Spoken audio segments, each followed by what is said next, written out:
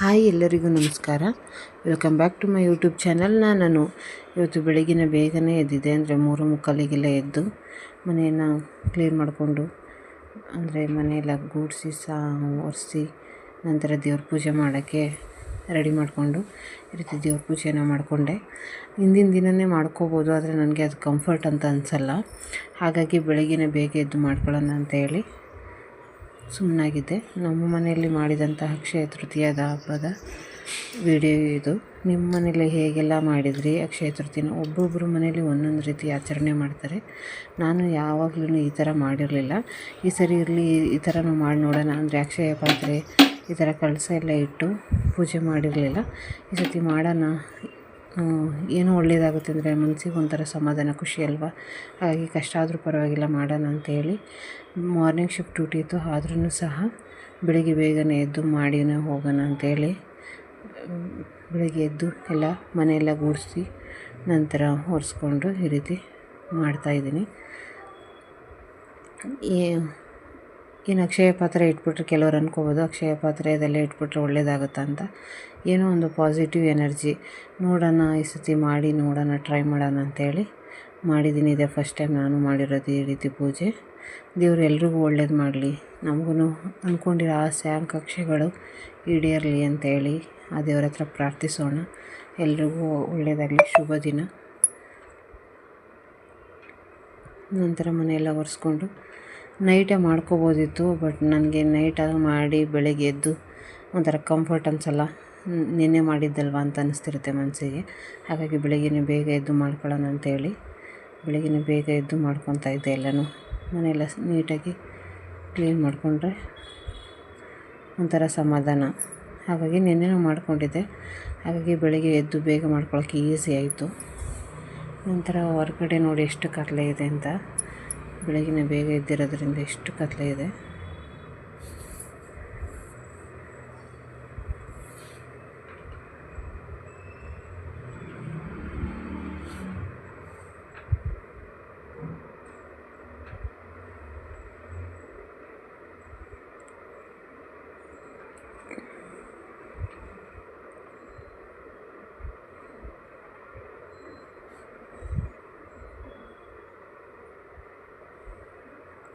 ಇವಾಗ ಸಿಂಪಲ್ಲಾಗಿ ಒಂದು ರಂಗೋಲಿ ಡಿಸೈನನ್ನು ನೋಡ್ಕೊಂಡು ಬರೋಣ.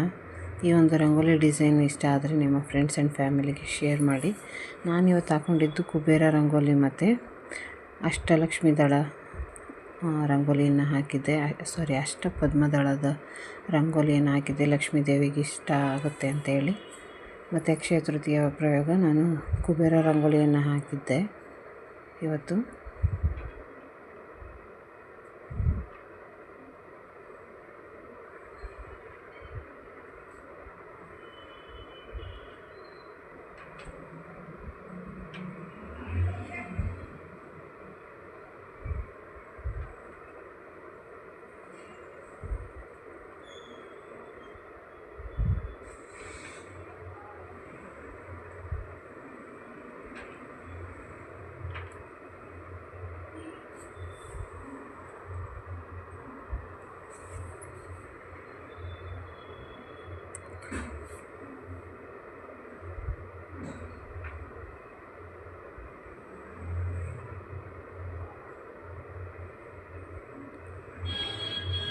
ಕೆಲವರೆಲ್ಲ ಅಕ್ಷಯ ತೃತೀಯಗೆ ಅಂತೇಳಿ ಚಿನ್ನ ಏನಾದರೂ ಒಡವೆ ಏನಾದರೂ ಜ್ಯುವೆಲ್ರಿ ಐಟಮ್ಸನ್ನು ಮನೆಗೆ ತರ್ತಾರೆ. ಬಟ್ ನಾವೇನು ಕೊಂಡ್ಕೊಳ್ಳೋ ಇದರಲ್ಲಿ ಇರಲಿಲ್ಲ, ಅಂದರೆ ನಮ್ಮ ಹತ್ರ ಅಷ್ಟು ಇದಿರಲಿಲ್ಲ ಈ ವರ್ಷ. ನೆಕ್ಸ್ಟ್ ವರ್ಷ ಬೇಕಾದರೆ ನೋಡೋಣ ಅಂತ ಸುಮ್ಮನಾದೆ. ಹಾಗಾಗಿ ಪೂಜೆನೇ ಮಾಡಿದ್ದೀನಿ ಈ ವರ್ಷ ಅಷ್ಟೇ. ನಾನು ಗೋಲ್ಡ್ ಜ್ಯುವೆಲ್ರಿ ಆಗಿರ್ಬೋದು ಅಥವಾ ಏನೇ ಒಂದು ಬೆಳ್ಳಿ ಐಟಮ್ಸ್ ಆಗಿರ್ಬೋದು ಏನೂ ತಂದಿಲ್ಲ ಈ ವರ್ಷ. ಬರೋ ವರ್ಷ ಅಂಥದ್ದೊಂದು ಭಾಗ್ಯ ನಂದಾಗಲಿ ಅಂತ ಬೇಡ್ಕೊತೀನಿ.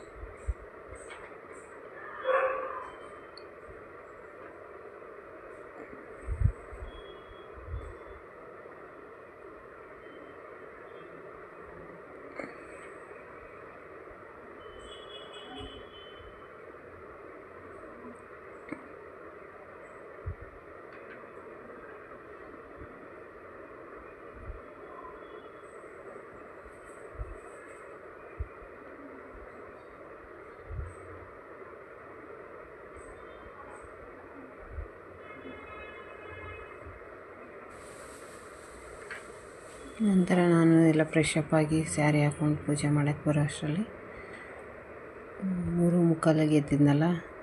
ಟೈಮಿಂಗ್ಸ್ ನೋಡ್ತಾ ಇರ್ಬೋದು, ಕಾಣಿಸ್ತಿದೆ 5:40 ಆಗ್ತಾ ಇದೆ. 6 ಗಂಟೆ ಒಳಗಡೆ ಪೂಜೆ ಮಾಡ್ಕೋಬೇಕಿತ್ತು. ಅಂದರೆ ಆ ಒಂದು ಅಕ್ಷಯ ಪಾತ್ರೆ ಅಂತ ಏನೇ ಕರಿತೀವಲ್ಲ ಅದನ್ನ ಇಟ್ಕೊಂಡು ಪೂಜೆ ಮಾಡ್ಕೋಬೇಕಿತ್ತು. ಹಾಗಾಗಿ ಬೇಗನೆ ಪೂಜೆ ಮಾಡ್ಕೊಳ್ಳೋಣ ಅಂತೇಳಿ ಫಸ್ಟು ಮನೆ ದೇವರಿಗೆ ಪೂಜೆಯನ್ನು ಮಾಡಿ ನಂತರ ಆ ಪೂಜೆಯನ್ನು ಮಾಡೋಣ ಅಂತೇಳಿ ಮನೆ ದೇವರಿಗೆ ಪೂಜೆಯನ್ನು ಮಾಡ್ಕೊತಾ ಇದ್ದೀನಿ.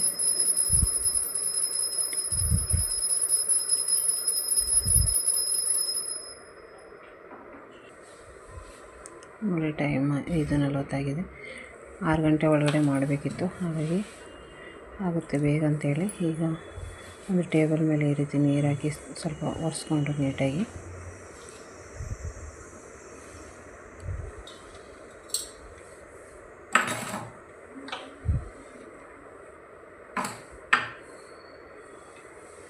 ಅದಕ್ಕೆ ಸ್ವಲ್ಪ ನೀರು ಮತ್ತು ಅರಿಶಿನ ಸೇರಿಸಿ ಹಿಂಗೆ ಹಚ್ಕೊತಾ ಇದ್ದೀನಿ.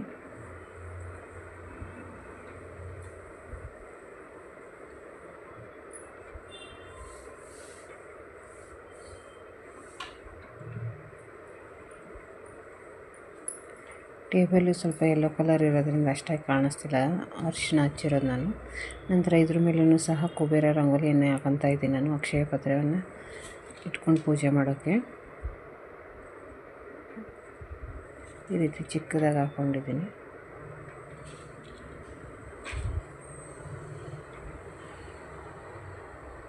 ನಂತರ ನನಗೆ ಸ್ವಲ್ಪ ಕನ್ಫ್ಯೂಸ್ ಆಗ್ತಿತ್ತು ರಂಗೋಲಿ ಹಾಕೋಕ್ಕೆ. ಅಂದರೆ ಒಂದೇ ಸಮ ಇತ್ತಲ್ಲ ಚಿಕ್ಕದಾಗಿ ಗೆರೆಗಳು ಯಾವುದಕ್ಕೆ ಜಾಯಿಂಟ್ ಮಾಡಬೇಕು ಅನ್ನೋದೇ ಕನ್ಫ್ಯೂಸ್ ಆಗೋಯಿತು.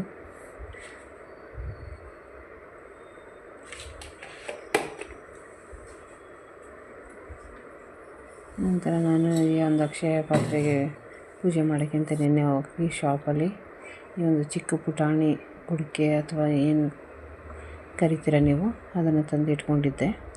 ನಂತರ ಈ ಒಂದು ರಂಗೋಲಿ ಸ್ವಲ್ಪ ಅರಿಶಿನ ಕುಂಕುಮ ಹೂವು ಎಲ್ಲನೂ ಇಟ್ಕೊಂಡು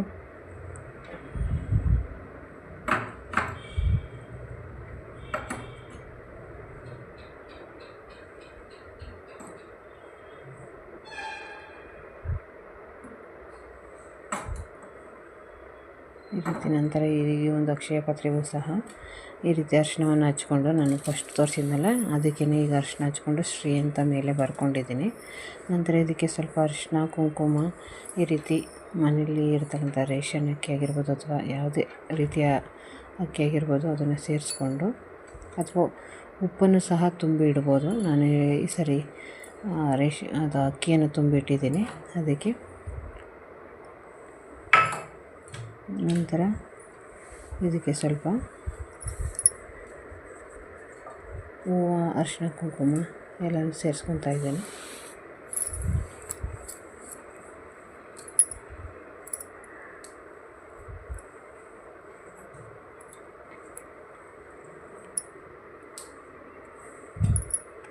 ಹೀಗೆ ಮಾಡಬೇಕಂತೇನಿಲ್ಲ, ನಿಮಗೆ ನನಗೆ ತಿಳಿದಂಗೆ ನನಗನ್ನಿಸ್ತಿದ್ದಂಗೆ ನಾನು ಪೂಜೆ ಮಾಡಿದ್ದೀನಿ.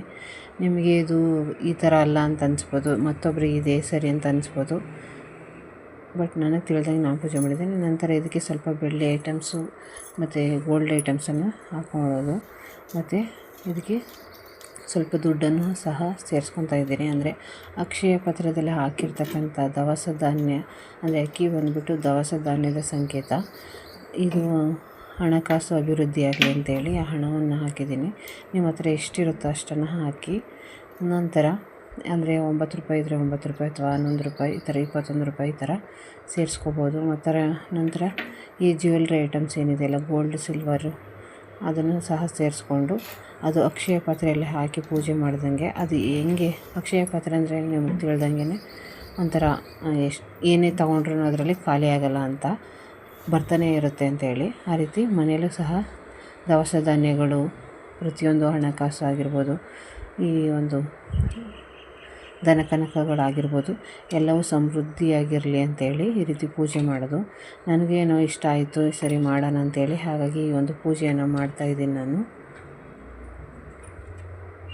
ನಂತರ ಈ ಕಡೆ ಕಳಸ ಇಡೋದಕ್ಕೆ ಅಷ್ಟದಳದ ಪದ್ಮ ಏನು ಅಥವಾ ಕಮಲ ಹೂವು ಅಥವಾ ಅಷ್ಟದಳದ ಪದ್ಮ ರಂಗೋಲಿ ಅಂತ ಏನು ಕರಿತೀವಲ್ಲ ಅದನ್ನು ಹಾಕ್ಕೊಂಡು ನಂತರ ಈ ಒಂದು ಕಳಸವನ್ನು ಇಟ್ಕೊತಾ ಇದ್ದೀನಿ. ಇದಕ್ಕೂ ಸಹ ಇದೇ ರೀತಿ ಅರಿಶಿನ ಕುಂಕುಮ ಹೂವು ಎಲ್ಲ ಇಟ್ಟು ನಂತರ ಈ ಒಂದು ಕಳಸವನ್ನು ರೆಡಿ ಮಾಡಿ ಇಟ್ಕೊಂಡಿದ್ದೆ, ಅದನ್ನು ಎತ್ತಿಯಲ್ಲಿ ಇಟ್ಕೊತಾ ಇದ್ದೀನಿ. ನಂತರ ಸ್ವಲ್ಪ ಲಕ್ಷ್ಮಿ ಅಥವಾ ಕಳಸ ಅಂತಂದರೆ ಸ್ವಲ್ಪ ಬಾಗಿನ ಸಾಮಾನು ಇಡಲೇಬೇಕು. ಹಾಗಾಗಿ ಪುಟ್ಟದಾಗಿ ಒಂದು ಬಾಗಿನ ಸಾಮಾನನ್ನು ಇಟ್ಕೊಂಡಿದ್ದೆ ಒಂದು ಚಿಕ್ಕ ಪ್ಲೇಟಲ್ಲಿ.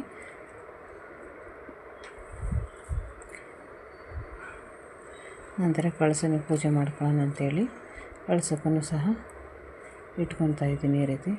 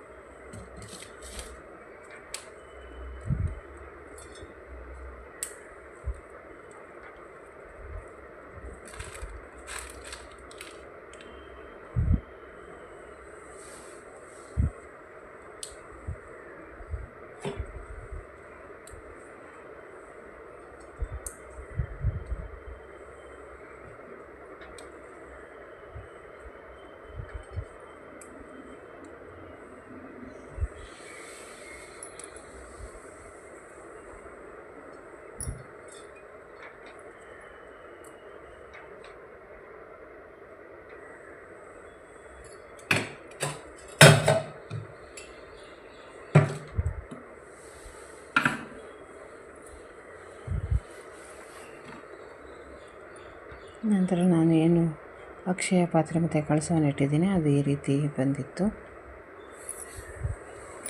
ಮತ್ತು ನಾನು ಮನೆ ದೇವ್ರಿಗೆ ಪೂಜೆ ಮಾಡಿದ್ದು ಈ ರೀತಿ ಇತ್ತು. ಇಲ್ಲಿರೋ ಕಳಸವನ್ನೇ ತೆಗೆದು ನಾನು ಕೆಳಗಡೆ ಇಟ್ಟು ಪೂಜೆ ಮಾಡಿರೋದು. ನಂತರ ಅಕ್ಷಯ ಪಾತ್ರೆಗೆ ಮತ್ತು ಇದಕ್ಕೆ ಪೂಜೆ ಮಾಡ್ಕೊತಾ ಇದ್ದೀನಿ ಇವಾಗ.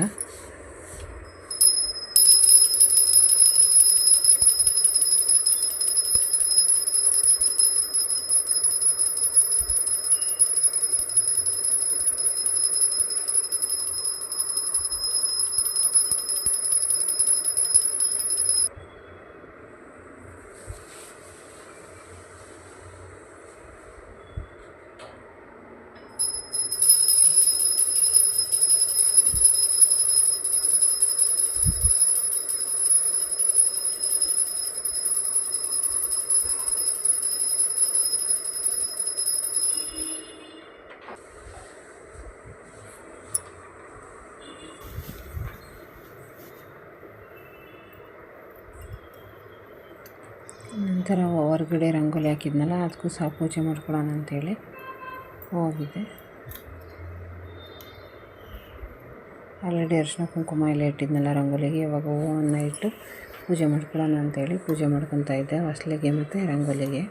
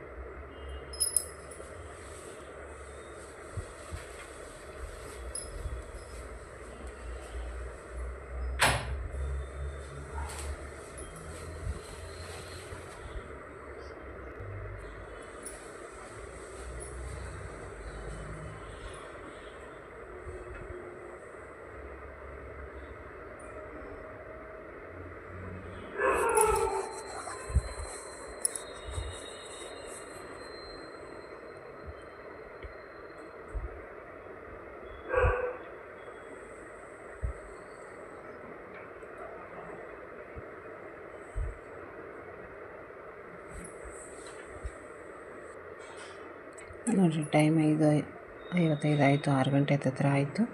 ಇಷ್ಟರಲ್ಲೆಲ್ಲ ಪೂಜೆ ಮುಗಿದಿತ್ತು ನಂದು. ನಂತರ ಪ್ರಸಾದ ಎಲ್ಲ ಪ್ರಿಪೇರ್ ಮಾಡ್ಕೊಳ್ಳೋಣ ಅಂಥೇಳಿ ಸ್ವಲ್ಪ ಬೇಗ ಪೂಜೆ ಮಾಡಬೇಕಾಗಿರೋದ್ರಿಂದ ಪ್ರಸಾದ ಪ್ರಿಪೇರ್ ಮಾಡಲಿಲ್ಲ. ನಂತರ ಪ್ರಸಾದ ಇಟ್ಟು ಪೂಜೆ ಮಾಡಿದ್ರೆ ಆಗುತ್ತೆ ಅಂತೇಳಿ ಬೇಗ ಪೂಜೆ ಮುಗಿಸ್ಕೊಂಡೆ.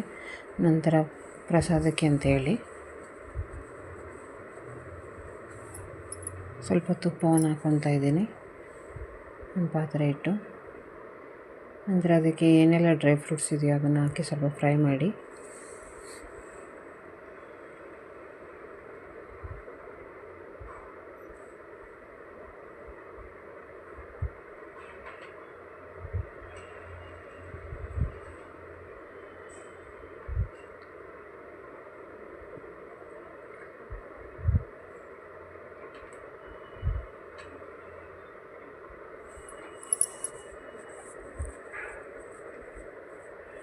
ಈ ರೀತಿ ಫ್ರೈ ಮಾಡಾದಮೇಲೆ ಅದಕ್ಕೆ ಹಾಲಿದ್ದರೆ ಹಾಲು ಹಾಕೋಬೋದಿತ್ತು, ಬಟ್ ನಾನು ಇನ್ನೂ ಹೋಗಿ ಹಾಲು ತಂದಿರಲಿಲ್ಲ, ಹಾಗಾಗಿ ನೀರನ್ನು ಹಾಕ್ಕೊತಾ ಇದ್ದೀನಿ ನಾನು.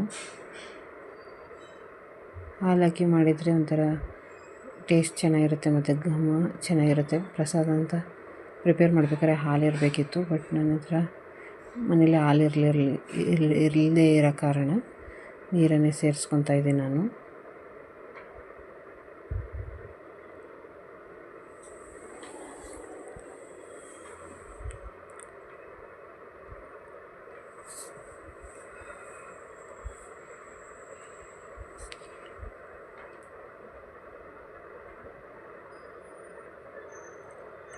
ನಂತರ ಇದಕ್ಕೆ ಎಷ್ಟು ಸಿಹಿ ಬೇಕೋ ಅದಕ್ಕೆ ತಕ್ಕಂಗೆ ಕಲ್ಲು ಸಕ್ಕರೆಯನ್ನು ಸೇರಿಸ್ಕೊಳ್ಳಿ ಮತ್ತು ಸಣ್ಣ ರವೆ, ಹುರಿದಿಟ್ಟಿರ್ತಕ್ಕಂಥ ಸಣ್ಣ ರವೆಯನ್ನು ಸೇರಿಸ್ಕೊಂಡ್ರೆ ಪ್ರಸಾದ ರೆಡಿ ಆಗುತ್ತೆ.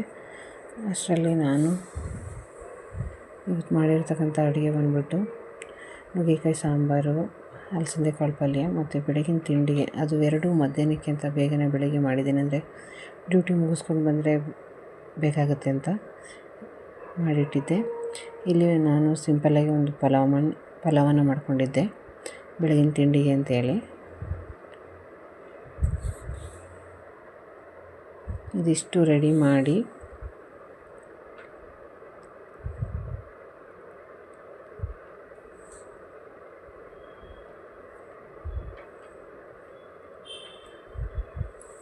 ಪ್ರಸಾದವನ್ನು ಸಹ ರೆಡಿ ಮಾಡ್ಕೊತಾ ಇದ್ದೀನಿ ದೇವರಿಗೆ. ಈಗ ಇದಕ್ಕೆ ಹುರಿದಿಟ್ಟಿರ್ತಕ್ಕಂತಹ ರವೆಯನ್ನು ಸೇರಿಸ್ಕೊತಾ ಇದ್ದೀನಿ.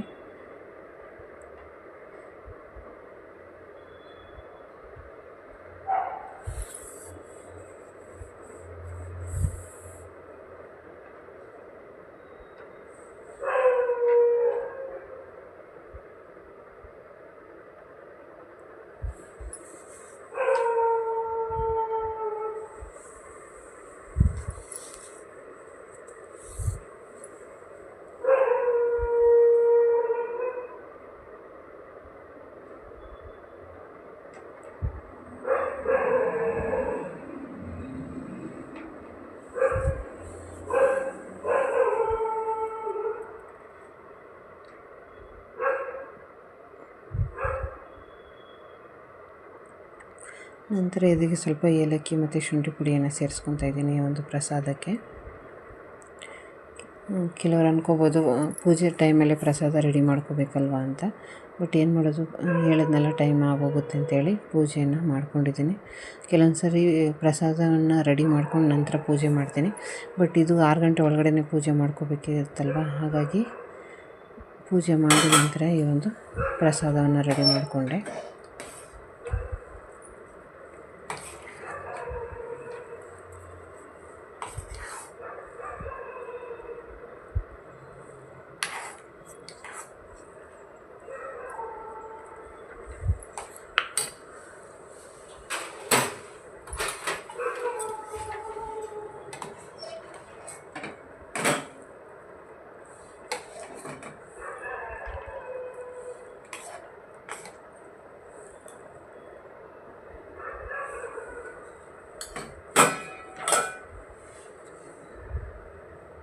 ಅಂತ ಎರಡು ಚಿಕ್ಕ ಬಾಟ್ಲಿಗೆ ಹಾಕ್ಕೊಂಡಿದ್ದೀನಿ ಪ್ರಸಾದನ ದೇವರಿಗೆ ಅಂತೇಳಿ.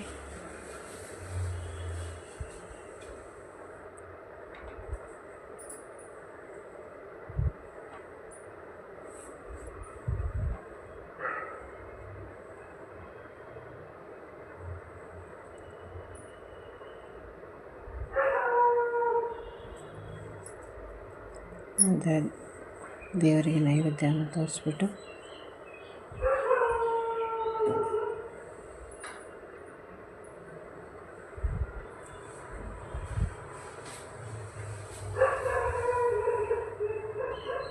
ಪ್ರಸಾದವನ್ನು ಈ ರೀತಿ ಇಟ್ಟಿದ್ದೀನಿ.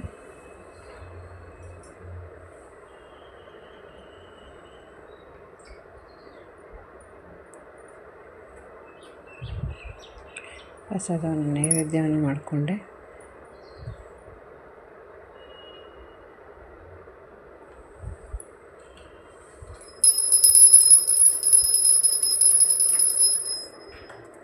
ಇಲ್ಲಿಗೆ ಪೂಜೆ ಪುನಸ್ಕಾರ ಎಲ್ಲ ಕಂಪ್ಲೀಟ್ ಆಯಿತು ಅಂತ ಅನ್ನಿಸ್ತು.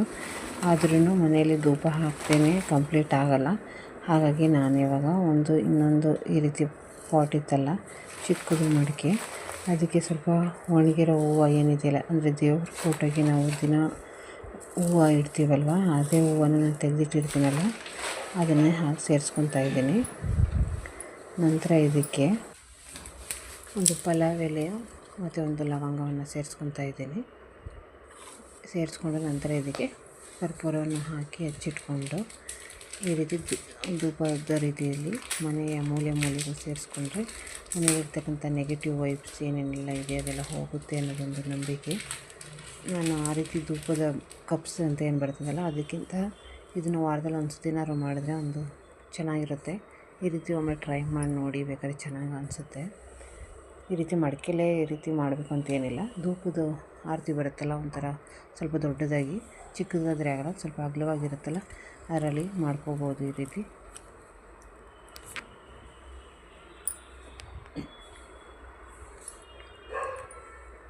ನಂತರ ಈ ರೀತಿ ಧೂಪವನ್ನು ಮೂಲೆಗೂ ಮನೆಯ ಮೂಲೆಗೂ ಸಹ ಧೂಪದಾರತಿಯನ್ನು ಮಾಡಿಕೊಂಡೆ.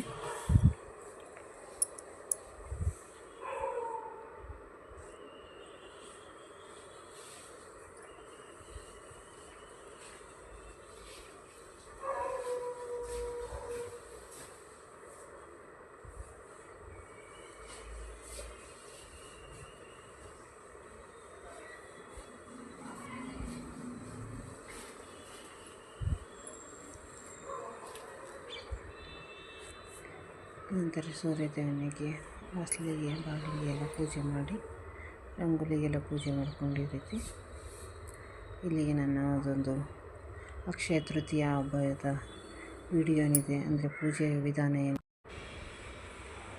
ಅದನ್ನು ಮುಗಿಸಿದ್ದೀನಿ. ಇದಾಗಿತ್ತು ಇವತ್ತಿನ ಈ ಒಂದು ರಂಗೋಲಿ ಡಿಸೈನ್. ನಾನೆಲ್ಲವನ್ನು ಮುಗಿಸಿ ಹೊರಗಡೆ ಬಂದು ನೋಡಿದ್ರೆ ಈ ರೀತಿ ಆಗಿತ್ತು ವೆದರ್. ಇವತ್ತಿನ ಈ ಒಂದು ವಿಡಿಯೋ ಇಷ್ಟ ಆಗಿದ್ದರೆ ನಿಮ್ಮ ಫ್ರೆಂಡ್ಸ್ ಆ್ಯಂಡ್ ಫ್ಯಾಮಿಲಿಗೆ ಸಬ್ಸ್ಕ್ರೈಬ್ ಮಾಡೋಕ್ಕೆ ಹೇಳಿ, ಹಾಗೆ ಶೇರನ್ನು ಮಾಡಿ. ನಂತರ ನಾನು ಈವ್ನಿಂಗ್ ಇದ್ದಾಗ ಈ ರೀತಿ ವೆದರ್ ಕೂಲಾಗಿ ಮಳೆ ಬಂದು ನಿಂತಿತ್ತು. ಹಾಗೆ ಕೂಲಾಗಿತ್ತು, ಒಂಥರ ಇಷ್ಟ ಆಗ್ತಿತ್ತು. ಹೊರಗಡೆ ಕೂಲ್ ಅಂತ ಅನ್ನಿಸ್ತಿತ್ತು. ಈ ಒಂದು ಬೇಸಿಗೆಯಲ್ಲಿ ಸಣ್ಣ ಮನೆಯ ಬೆಳಿತಾನೆ ಇರ್ತೀನಿ ಈ ರೀತಿ. ಇದಾಗಿತ್ತು ಇವತ್ತಿನ ವಿಡಿಯೋ. ನಿಮಗೆ ಇಷ್ಟ ಆಗಿದ್ದಲ್ಲಿ ಒಂದು ಲೈಕನ್ನು ಮಾಡಿ, ಹಾಗೆ ನನ್ನ ಫ್ರೆಂಡ್ಸ್ ಆ್ಯಂಡ್ ಫ್ಯಾಮಿಲಿಗೆ ಶೇರನ್ನು ಮಾಡಿ. ನನ್ನ ಚಾನಲನ್ನು ಯಾರೆಲ್ಲ ಸಬ್ಸ್ಕ್ರೈಬ್ ಮಾಡಿಲ್ಲ, ಪ್ಲೀಸ್ ನನ್ನ ಚಾನಲನ್ನು ಸಬ್ಸ್ಕ್ರೈಬ್ ಮಾಡಿಕೊಡಿ. Thank you.